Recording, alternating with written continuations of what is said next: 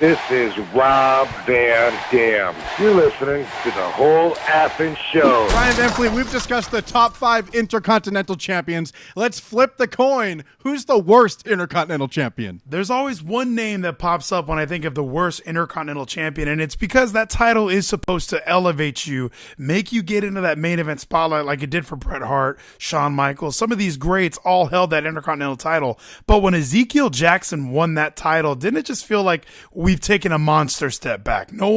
This title means nothing. It's lower than the European Championship. It might as well be the light heavyweight championship, and it'll be defended on Jacked this Saturday night. Yeah, no, if that one counted, absolutely. If that counted as an Intercontinental title reign, then Ezekiel Jackson would be on the list. But unfortunately, the title had already been murdered by then by Kofi Kingston. And the Kofi's still the champion, the Intercontinental champion.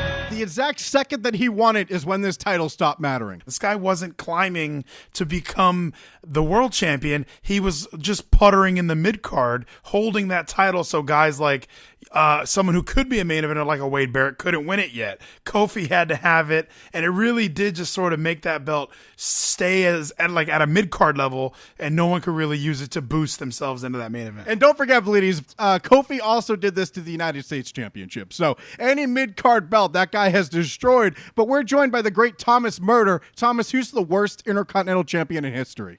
Without a shadow of a doubt, the worst IC champion ever. Road Dogg. And let me tell you, specifically because Billy Gunn, who should have been Intercontinental champion, was Hardcore champion, which Road Dogg should have been, but he was Intercontinental champion, which Billy Gunn should have been, and so on. So there was this whole time when the New Age Outlaws were going to break off Solo, and I still believe if Billy Gunn got that IC title reign instead of that Hardcore title reign, at that exact time, he'd be a main eventer right now. Gosh, I almost forget that Road Dogg was the Intercontinental champion, and that might be the definition of worst IC champions when you forget they were that champion. Because like when I think of Road Dogg, like you said, Hardcore title would be perfect for him because guys could wrestle. Like Blue Meanie could win that belt, and we'd all buy it. So why not Road Dogg joining in that category?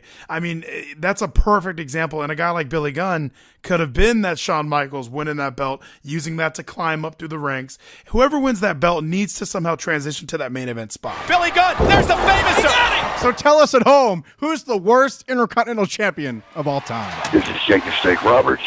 You're listening to the whole effing show. That is And don't you dare fucking miss it. awesome. I almost ruined it. And ruin it, you piece of shit.